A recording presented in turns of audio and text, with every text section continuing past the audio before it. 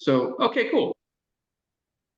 I think that's a good segue, Chris, into talking a little bit about what we're going to talk about, because ultimately we got to, as top producers, we need to think about new things and fail forward and learn from the things that we don't necessarily do well, and get better. That's how we grow.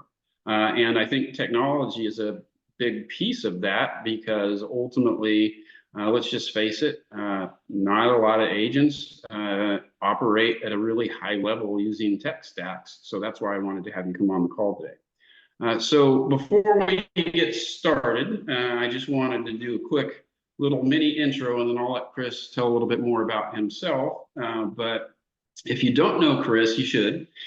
He is probably one of the top tech guys in Keller Williams. Well, not probably, he is. And been involved in labs for a long time. Has been the tech director for United Home Group, which is Cody Gibson's expansion team. And if you don't know Cody or UHG, it's one of the largest expansion teams in probably the world, right? And then Chris is also a multiple market center tech trainer, and has really guided and advised a lot of top producers in our company on how to better utilize their tech stacks, both inside and outside of command. So Chris has a lot of knowledge about just technology in general and how a top producer thinks about or uses the technology. So Chris, why don't you fill people in on anything that I might have missed, and then we'll kind of jump into it. Yeah, I've been with KW for over 5 years now. I'm a Keller Williams University approved trainer. And yeah, with Cody, it was pretty cool. He's, as far as expansion goes, when I was with him, he was in 29 states and 5 countries. And so not only was I national, but I got to work with agents around the world with their tech and their systems. And spoiler alert, it's not that much different than here. They just don't have licenses, which is kind of weird. But yeah, and I'm also a coach. So when I talk about technology, I don't like to come at it from strictly a just tech standpoint. I tell every time I onboard an agent, I tell them, I'm not IT. I'm not going to fix your computer. I'm not going to set up your networks. I could, but that's not where I excel. My 20% is the MREA systems and models. And how do we then take that and apply that to our business with technology? Technology is just the tool. So do you want me to just jump right into it? Or did you have some questions for me, John? I think that was pretty funny that you said that you don't have to have a license. I was talking to my friends in Portugal, and basically they said, no, if you live here and you want to wake up tomorrow and say that you're a real estate agent, you can go become a real estate agent, which I thought was pretty wild, right? So Chris, a lot of people are just kind of starting to get into this. Don't necessarily. Well, let's start here. Why is it so important for an agent that maybe hasn't been using technology? Why is it important to really fully embrace this right now? So yeah, that's a pretty big question. So this is, the way our industry is moving, and the way all industries are moving is technology. If there's a book that I think is required reading that was really that was talked about a lot when I joined KW, it's called Platform Revolution. And if you read through that book, and we can look at it over the past decade, that we've seen Airbnb overtake or disrupt the hotel industry, Uber disrupting the taxi industry, and really the only industries that we haven't seen get disrupted by technology are banking, healthcare, and education, and real estate is lagging pretty far behind with technology. But we're seeing companies like Zillow, and we're seeing the implementation of AI. It's really, we live in such a cool era, right? ChatGPT just launched for the public in November, and we've seen how much AI has penetrated every industry. And I rant about this a lot. My wife and I have this rant all the time, that in our country, we're lacking fiduciaries, right? We have so many functionaries. I had a buddy connect me with someone who sells life insurance. I needed to get a life insurance policy. And I don't know anything about life insurance. And I kept asking him questions like, educate me, educate me. And he was just giving me numbers. Oh, you get this policy for this. That's not what I asked. I want to know what's best for me in my circumstances. I don't just want a number. I'm willing to pay a little bit more if I get a little value out of it. And we forget that we live in a world where people are willing to pay more if they know the value that exists. I mean, that's the reason we have the NAR lawsuits right now, is that we have so many agents that haven't been fiduciaries and haven't been presenting the value that they're giving in return for their commission. And so people don't understand what they're paying for. And so it is so important for us to tap into technology, because it's tapping into the tools that we have and the tools that our consumers use. So it's the same as if I hired a contractor and he didn't use power tools, right? Why would I hire him? Why would I pay him more just because he works harder or he does things out of a spreadsheet rather than a CRM? No, that's kind of ridiculous, right? I'm going to hire someone who uses the best tools because they have educated themselves and they know how to get me from point A to point B most quickly. Has anyone read the book Building a Story Brand? It's one of my favorite books. It's required reading in my opinion. And I talk about it a lot because I also teach a lot about marketing and internet lead gen. And this doesn't quite answer your question, but it's a soapbox I like to get on, and it's got value. So I take a few key points out of every book that I read. I usually don't walk away with everything from it, but one of the key points that I took from this book is that we as humans are naturally drawn to stories, right? You all have a big black rectangle sitting in your living room that offers literally no value to you, but to watch stories, right? And we spend thousands of dollars just to watch stories and invest tons of time just watching stories. So we're naturally drawn to stories. Now, every good story has three key components. You've got a hero. That hero goes and is trying to accomplish a goal, but faces an obstacle. And then along comes a guide that helps them over that obstacle to then reach their goal. Now, I see so many agents on Facebook that everything they post is, hey, I got the top listing here. I just sold this place. I got this award. I just went to Bold. I just bought a Tesla. And I'm proud of you for the awards you win, and you should be proud of yourself for the awards you win and the accomplishes that you accomplish. But your consumers don't really care. I'm sorry to break it to you. I'm going to be honest with you guys. They don't really care. What they care is what you can do for them. So if the story then flips to, hey, I got this client, they were struggling to get into the home that they wanted, and then I connected them with XYZ loan officer or whatever. We solved the problem. We got them into their home and they're happy. Everyone's drawn to that sort of story. Now, and I get it. We all want to be Luke Skywalker. None of us want to be Yoda, but that's the point, right? We want to present ourselves as Luke Skywalker or present ourselves as Yoda so that all of our consumers say, oh, I want to be Luke Skywalker and I want you to be my Yoda that gets me to where I want to be. Now, if we don't have the proper tools to get people from point A to point B, and if we're not making the best consumer experience possible by using the tools that we have available, we're shooting ourselves in the foot and we're shooting our clients in the foot. Did that answer your question, John? I love that. That was kind of a roundabout answer. Yeah, well, I mean, I think roundabout what you were really getting at is that one, our consumers these days, like I think most people on the call, unless you live in a box, have an Amazon account. And why do we all have Amazon accounts? Is it because it makes the experience super easy? I can sit in my chair watching that black rectangle, press a button, and then have something delivered that I want right to my house really quickly and easily. and I don't have to do much. And so it makes me the hero of that story because, hey, I got what I wanted. Awesome. Right. And it was super easy. So if we're not meeting our clients where they want to have that, the experience that they, in the way that they want to experience things, then we're really missing the boat.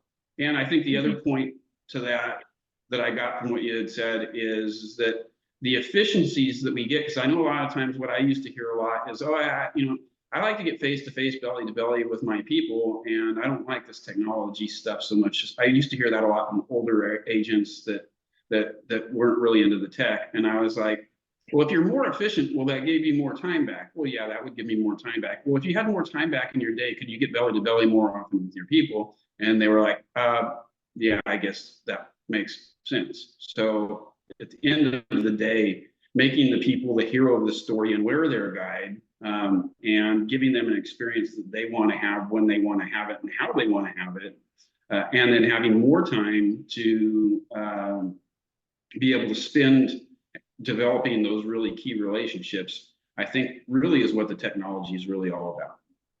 Yeah. And I think to that point, I hear that a lot too. It's like, it's so much to learn. It's so much to do. Like, I want to keep doing what I'm doing. And I get that. And I think there's something to be said about slowing down to speed up, right? I get one, if you've been, doing your business the same way for a year, 5 years, 10 years, you've built muscle memory around what you're doing. And so it's very easy to be habitual about what you're doing and plateau. And implementing technology, it takes learning, it takes time, it takes transferring data sometimes, and it's going to pay off. It's an investment in your business. I know, like ChatGPT, right? How many of you have hopped into ChatGPT and just sat there for hours or a half hour just like typing things and having a weird conversation with ChatGPT and not really getting anything out of it, right? You're like, you ask it once to write something for you in one sentence, and it's like really awkward. And it starts out with, "I hope this email finds you well," as if emails are looking for people. But you get these weird responses, and then you learn, oh, I need to go learn prompt engineering in order to get out of this what I want to get out of this. And it's the same with running a CRM, right? If going through and tagging your whole database, right? That takes time. I get it. I understand that. And it's going to pay off in the long run because you're now going to have an easier system and be able to, like you said, John, do your job with more efficiency and have more time to be face to face. Yeah, well, I think what's critical or key to that is, it's a quote Gary Keller had said a while back, because we've been hearing this technology scare for a long time, in the sense that I remember, I've been in the business 20 years. I remember as long as probably 15 years ago, oh, technology is going to replace the real estate agent. They're going to go by the wayside like travel agents. And Gary said something that I thought I'll never forget. He was like, technology's not going to replace the real estate agent, because like you had mentioned, there's always a place for a fiduciary, and the good agents are less functionary and they're more fiduciary. And what Gary had basically said is, technology is not going to replace the real estate agent. The agent that's a great fiduciary that learns how to harness the power of technology and is going to replace the real estate agent. What he meant by that is, hey, if I got a really great agent that can do more and has more time because they're more efficient, they're going to take those agents that aren't databases, and they're going to take their businesses away from them. So that's why I think it's super key that we all dive into this. Absolutely. Like, right, every functionary job is in jeopardy right now. Right? Every functionary job is in jeopardy to be taken over by AI. Right? I designed a logo for the Pro Coach team that I'm launching with AI. I write emails with AI. I have a blog on my website that is 100% written by AI and posted by my VA. I literally do nothing to run my blog. It's every functionary role is in jeopardy. Yeah. And so if we're So, not being fiduciaries, we're just we're handing our role away to AI and to websites and the Zillows and the realtor.coms and whatever. okay, so let's kind of get into the nuts and bolts of it so we can give everybody some actionable items that they can like take when they get off the call. So if I'm thinking, because I know, like I said, that's one of the reasons I wanted to bring you on the calls. You work with a lot of top producers. So if I'm thinking like a top producer and I'm thinking and I'm getting ready to really launch my tech stack, what are the things that I should be considering or thinking about, or what should be the steps that I be taking in order to really start to build this out? Yeah, so I see this a lot where I'll consult with agents who they have technology, or they're spending a ton of money on technology, and they're not getting anything out of it. And 9 times out of 10, the issue is they haven't created systems for the technology. And I think that's one approach that I see people fall into a lot. They expect the technology to systematize their business. We have to understand technology is simply a tool. If I go out and buy a shovel, which per definition is technology, it's not going to go dig holes for me, right? It's not going to go, I'm not going to buy a shovel and then a garden's going to appear in my backyard, right? I need to have a plan. I need to know what I want to plant, where I want to plant it, call 211 to make sure I don't hit a line, all these things, and then go use that shovel to perform the system that I have designed. So step one is systematize your business and make sure you know, okay, when X happens, I do Y, right? If I call someone and they answer the phone and they say, yes, I want to work with you, what are the steps that happen after that? If I call someone and they answer the phone and they don't want to work with me and we just have a conversation, then what's the steps after that? Technology is not going to answer those questions for you. The MREA will, right? But technology will not. So first step is simply document what you do throughout the day. Document what your business is, and then document the if this then that statements. And I was just working with an agent this week who we were working just this, implementing technology and systematizing his business. And every time I asked, hey, what do you do when this happens? He's like, well, I talked to this person and they said this, so I'm going to call them back on Friday. And then I talked to this person, they said this, and I'm going to call them back in a week. And I talked to this, and I'm like, okay, let's slow down and let's say, how do we categorize this contact or this lead? And then what are the action steps that are going to take place after contacting this contact or lead? And so it's building, writing down your systems, documenting your systems, and then the next step is how do we leverage the technology? It's also helpful to say, hey, what actions am I taking that are functionary tasks, and what tasks am I doing that are fiduciary tasks? And the functionary tasks should always be the first ones you seek to leverage out. Right. So basically, what you're saying is, and I do this with my master's coaching clients, not necessarily around technology, but just when they're looking for leverage and they're looking to grow a team. And I think that the technology is really the same concept, because we're all talking about leverage, right? Is I want you to list, and this is the same exact step I have people take too. I want you to list from A to Z everything that you do with a buyer or seller. And then then what I want you to do is go and find out what are those functionary tasks that you're currently doing that you shouldn't be doing because they're eating up too much of your time. And then with a person or with technology, how can we leverage those things to that? That way you spend more time in that fiduciary role. And I think what you're saying there is brilliant in the sense of, okay, cool, here are all the things that I do in a given day that can my technology automate that process for me? And if you don't know the answer to that question, make sure you reach out to your market center tech trainer so they can you can ask them, hey, can Command or whatever other platform or system that I'm using, can it do this for me? And if it can, cool, show me how to do it. And I think that's a really great way to learn, because one of the things I hear about, Chris, a lot, and you might too, with Command is it's not just a CRM, it's a platform. And it's like this enormous elephant. And if we try to swallow the whole elephant, we get intimidated by it and then we don't use it. And what I always kind of advise people is when you make that list, let's pick out the functionary thing that's eating up the most amount of your time right now. And let's see if we can get Command or whatever technology that you're using to be able to assist you with that. And we'll learn that one thing. Okay, then cool. What's next? And then we'll attack that next one thing, whatever that is.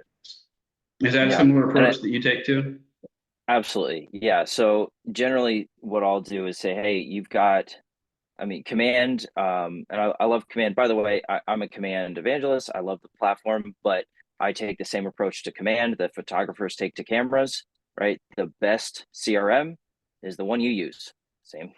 You ask anyone, any photographer, what's the best camera? They're going to say the one you use, right? So I'd rather see you in some CRM than no CRM at all, preferentially, Command, because if we're going to lead with revenue, Command's going to be the most affordable, and I think it is one of the best CRMs on the market. That being said, also so we have two major segments of our contacts in Command, which is leads and contacts, which, by the way, we define leads as someone who you've got their name and some form of contact information, but you've never made contact with them. A contact is someone you have contacted. Any English teachers, I'm sorry, I know I use the word in the definition, so that's, and I'm going to kind of go off on a tangent here a little bit, but this definition is really important. I love, teaching to a room of like 150 people and asking, how do you define lead? Because it is the most ambiguous term in real estate, right? And I'll get a lot of the answers I get will be, oh, it's someone who's ready to do business with me. And our definition is quite the inverse.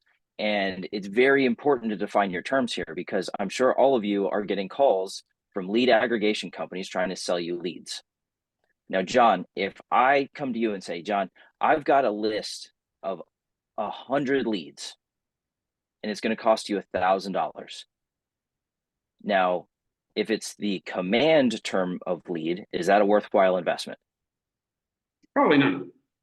No, because it's 100 names, phone numbers, email addresses that have never had a conversation, that are likely just off of Facebook. I can rip 2 pages or 3 pages out of a phone book, and it's basically the same thing.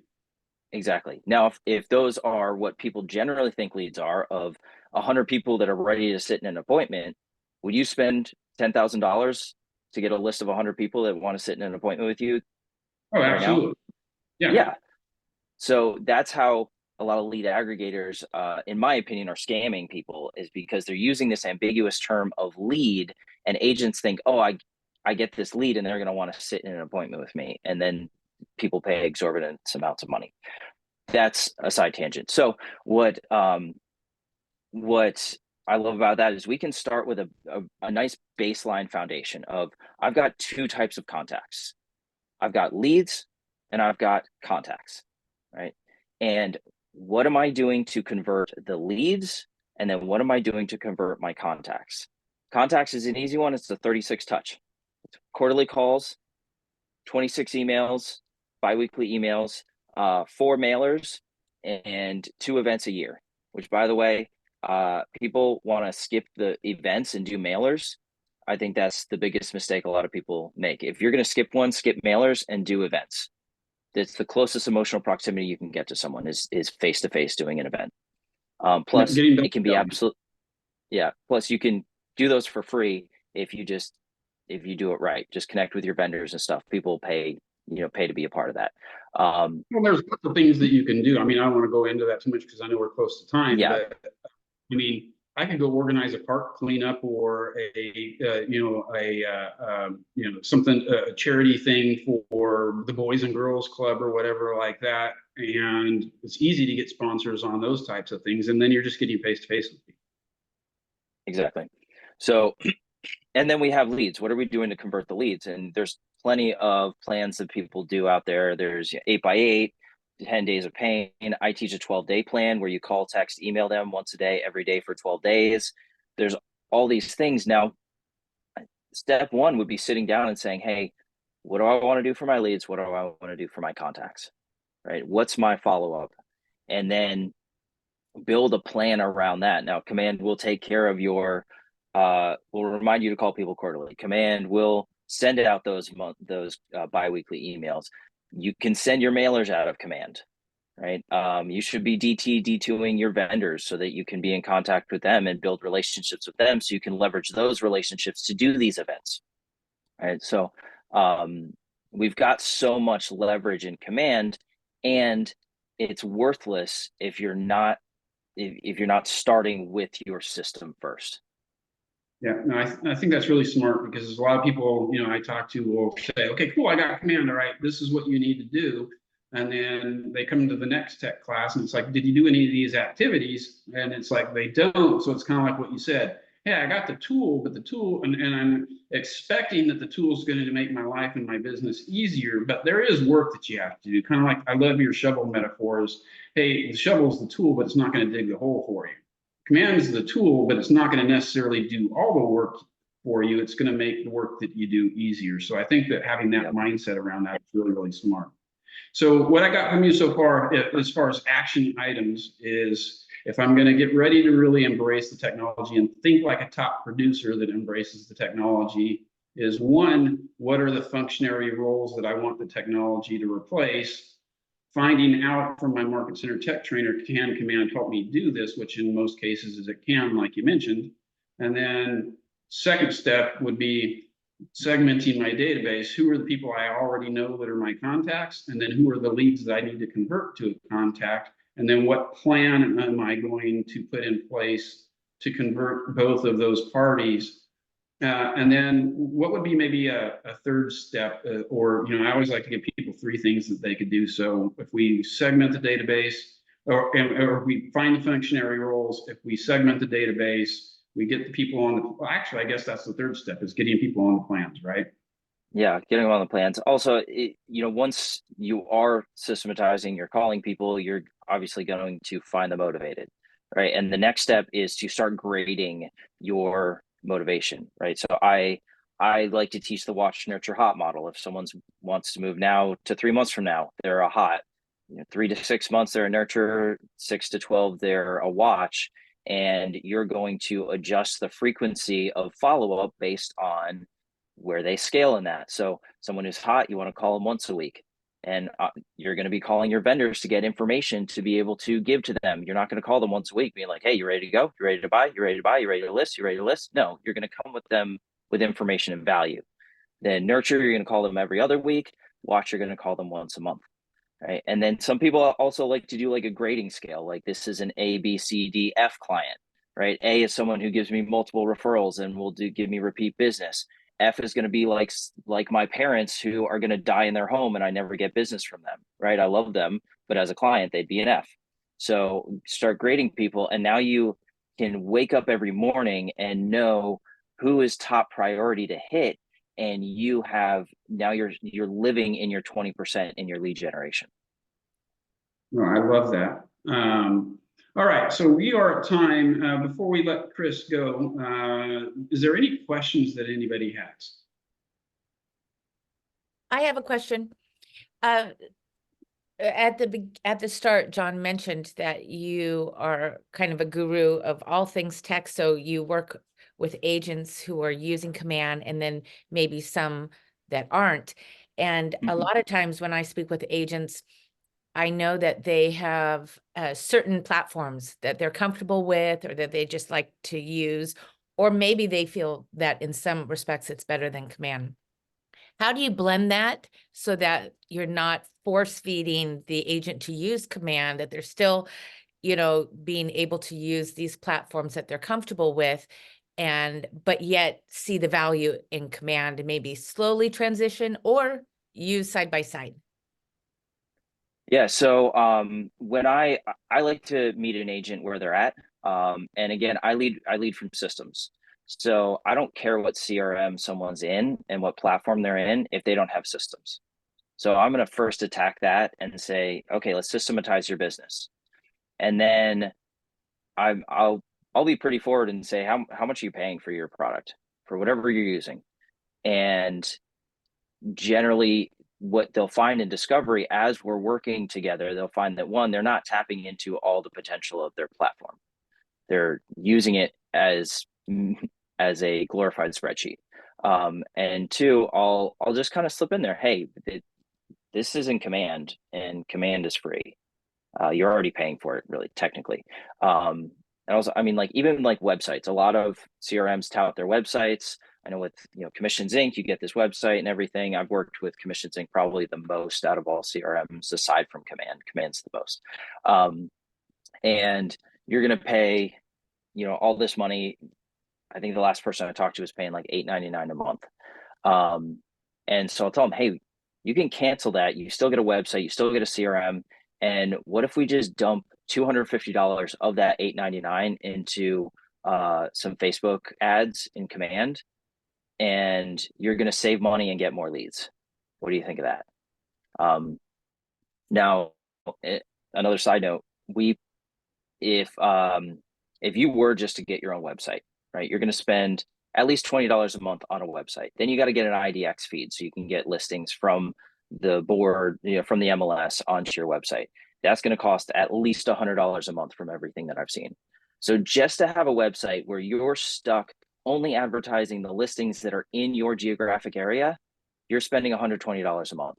Now, I don't know what your office dues are, but it's $120 a month probably is not far off from your office dues, and you already get that in Command with your tech fee. So it's helping people, one, realize the systems, and then realize that let's lead from revenue, and you're paying for something that you're getting for free over here.